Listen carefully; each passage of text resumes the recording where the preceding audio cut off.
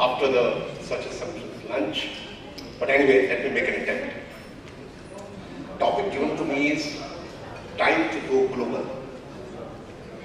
I am here on behalf of Alcoma, which as you all know is a 68 members lighting association which has been in existence for last 40 years. And I was to ask this question to Mr. Deepak Gupta, that Alcoma actually looks after the domestic production, why he's talking about time to go global. We are all busy, there's so much you have heard in the morning about ESL and the kind of requirement that India is going to be one of the largest market for LED products in the coming 3 years. So why are we looking at global? But anyway, since when I heard him in the morning, Deepak talked about acquisition of Sylvania. So I thought maybe, he's talking not on Alcoma's behalf. It's probably, I'm also wearing another hat. I'm president of Havells India Limited, which has on its balance sheet almost 4,000 crore of lighting business, out of which 3,000 comes from Europe and Latin America. So that could be one reason that he has chosen me to talk on this topic. Okay, so let me just give you some ideas, and as I said, it's not my domain area, but still I would like to make an attempt because I have been connected with lighting for over 35 years.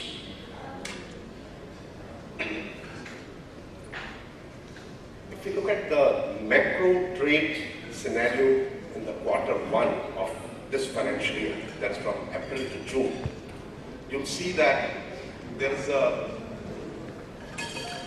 exports have come down from 80 billion US dollars to 66 billion. So almost every month, starting from April, we are degrowing by 15%. But there is a huge silver line that fortunately for this country, under the leadership of our Honorable Prime Minister, petroleum rates have been going down, so our import bill, which used to be 113 billion, has come down to 98 billion. Mainly because of 40 billion which we used to spend on petroleum has come down to 24.7 billion. And the gold, which is one of the most demanded item in this country, has not been growing at the pace. The import has been almost static from 7.1 billion to 7.5 billion. So our total deficit on trade account continues to be close to 10 billion every month. But it is quite a precarious situation because export is not picking up. So as a country, we need to really do something about it. And this is one forum. That's why I think time to go global is one of the objectives that has been put down. The other thing which we see is that our largest trade partner today is America, United States of America. On our export basket, almost 30.7% comes from America. 10.7% comes from United Arab Emirates. And then our third largest trade partner today is Hong Kong and China, which is degrowing at a fast pace, probably because of economy of China has not been doing very well, so their import from India has come down drastically. This is the kind of scenario that we are in. If you look at export of lighting products from India, last year we have exported close to 1,579 crore worth of lighting goods out of India, against 1,467 crore the previous year. Major exports have been going to US, Germany, France, Mexico and UK. And the main suppliers as of today happens to be Philips, followed with Havells and Sunil. Now I want you to look at the figure, a small,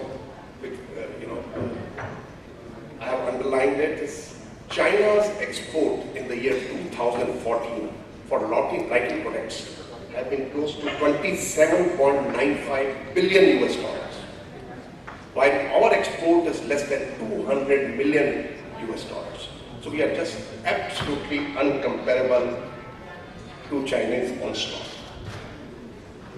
If you look at the lighting industry in India, you will see that last year in year 2014, we have registered a lighting turnover of all companies put together, 16,000 crore. Which if you really ask me in billion terms, it is only 2.2 billion US dollar. If you look at the world market, you would find that the world market for lighting products is almost 86 billion US dollar, which is projected to be 104 billion by 2020. So out of 86 billion US dollars, our total production in domestic is merely 2.2 billion. And the LEDs is bringing the change, and at present the LED market has already reached 25.7 million US dollars. Penetration in global markets, as you see on this slide, that it's Japan leads, which has the maximum penetration of over 32%. Europe has 23, US 19, China 21, Asia Pacific is only 13%, Latin America is only 8%, and Africa and Middle East, what they call it, MEA, is 7%. Which also gives the opportunity, this is the untapped market, Africa and MEA, where the penetration is very low and there is lots of demand which is going to come up in the future.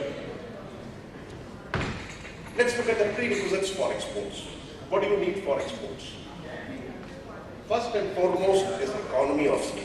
I think in the first session in the morning, everyone talked that the EASL product procurement, the government procurement, is making the scale go up. And it's a challenge to the Indian industry.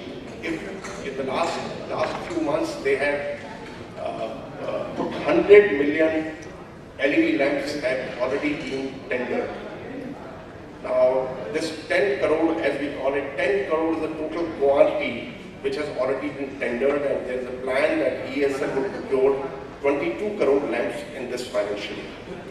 So going by that, you see the economy of scale which our Indian producers can get now, it's completely unprecedented, and it gives you economy of scale, which is which is most important for exportability. Because economy of scale brings down your cost and makes you capable of manufacturing this kind of quality. So large scale production only can give you profitability, and that's the key and prerequisite for exports. Second is the manufacturing infrastructure. I think it's also been overemphasized in the first session that you've got to have the right manufacturing infrastructure to deliver this kind of quality with proper manufacturing practices. Third, of course, is a favorable currency, and I think at this point in time when Indian rupee is pegged around 64 rupees, it's the most favorable. If currency is most favorable, and if we cannot export now, we would never get a chance to export in future. If you look at labor arbitrage, I think most of us, those who are connected with the industry, they know that Indian labor cost is the cheapest. If you compare it with China, we are far more favorable. We have arbitrage over Chinese labor. Chinese labor is at least it costs double than what it costs here in India. Then comes the basic infrastructure, which with the progressive policies of the current government, the roads, ports, communication, everything is being looked at. And things are improving every day, every year. So I think it's the most opportune time when all the prerequisites are at its best. And as an industry, if we have now the economy of scale, if we have a little bit of innovation that we saw in the morning, some of the Indian manufacturers have already displayed it here, we can look at the untapped markets in the world and be the replacement to China. Where what China has done it over the last few years, now it's the time of India and we can do wonders in this direction. Let me give you an example for my own company. 5 years back, IKEA approached us. Some of you may know IKEA is a 27 billion US dollar Swedish multinational, which is into furniture in a very big way all over Europe and America. they asked us that, can you give us CFL lamps? We said, yes, we can give you CFL lamps. But why are you coming to us? We are very expensive. India is very expensive. They said, we are coming to you because if something happens to China tomorrow, we want to mitigate our risk, and that's why we are looking for a good partner in India. And for 4 years, we supplied lamps to IKEA, which was at a higher price than China. But 10% of their total demand, they were giving it to India than to buy it out of China. These are the kind of opportunities which are available for entire India manufacturing. If we can, we may not be able to reach 27 billion, but to have dismal 200 million US dollar export of lighting puts us to shame. That when we talk about the vibrant industry, we talk about the favorable government policies, we talk about favorable rupee to dollar conversion, and then we are exporting peanuts. We are not exporting anything out of this country. Maybe we have been complacent as an industry because India itself gave us a huge opportunity in terms of demand. So we never looked outside. Let me just give you another point which I was coming to manufacturing infrastructure. There is a saying in Hindi कि जब तक वो ढाबा बनाओगे नहीं truck नहीं रुकेगा. I remember 4-5 years back, there was a time there were lots of impediments. Making of lighting fixtures in large scale was not allowed by government.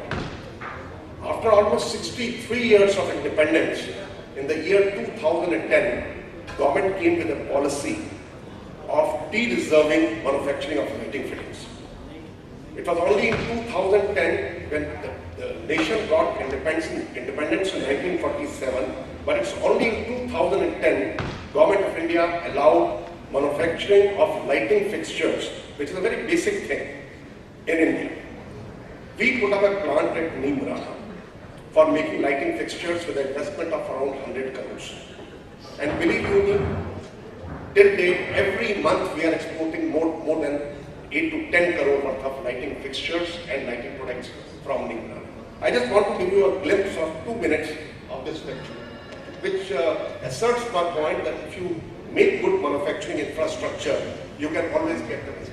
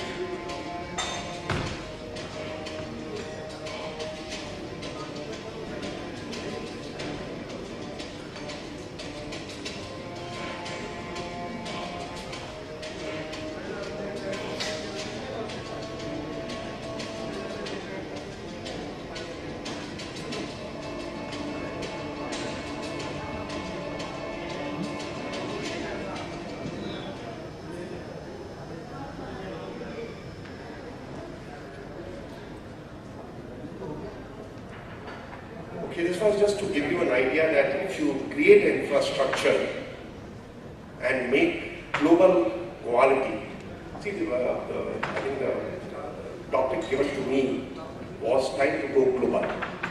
I very sincerely believe that companies become global not by getting into different geographies of the world. Companies become global when they are globally competitive, when they harness the global opportunities, when they have global level competence in terms of manufacturing. When you do these three things, you turn global. Just by getting into a different country does not really make you global. So I think let's look at the way forward. In China, what I hear is that 2009, Chinese government invested heavily into upstream LED wafer manufacturing. And they spent billions of dollars, and then came to 20,000 entrepreneurs who became the LED packaging. They started doing LED packaging. They started putting optics in it. They started putting phosphor in it. So packaging people came later, which was not as much heavy in investment, but making wafer was very investment. I mean, it was very cost prohibitive. So if we follow the China model, if the government of India also thinks of getting into the wafer manufacturing and give it to all the entrepreneurs who could do the downstream LED packaging. Unfortunately, somebody talked in the morning, there is not a single manufacturer here who can talk about LED packaging. We are not even doing LED packaging. And we are just doing the housing and assembly and making drivers. So I think the value addition in terms of making LED is still far too low.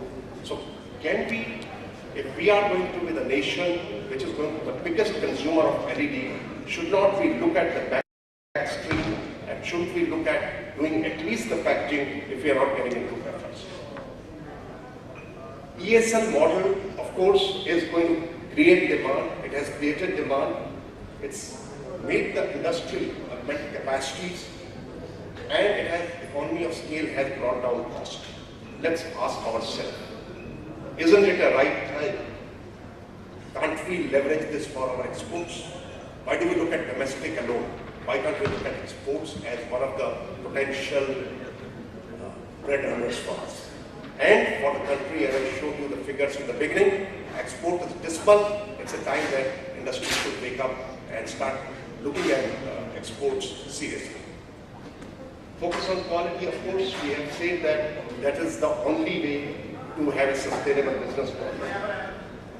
Coming to duty structures, that's another thing which government could do, and probably we are making the notes for the Honorable Minister. We must note it down. Like Indonesia puts 10% custom duty on Indian imports, while it has 0 custom duty on Chinese import. Why can't the Government of India look at all those countries which are putting custom duty on Make in India? So we must get that exemption. We must have the treaties done with them so that our products can find place in at least Asian region, if not in Middle East and other places. So I think that brings me to end of my presentation. Thank you very much for patient hearing.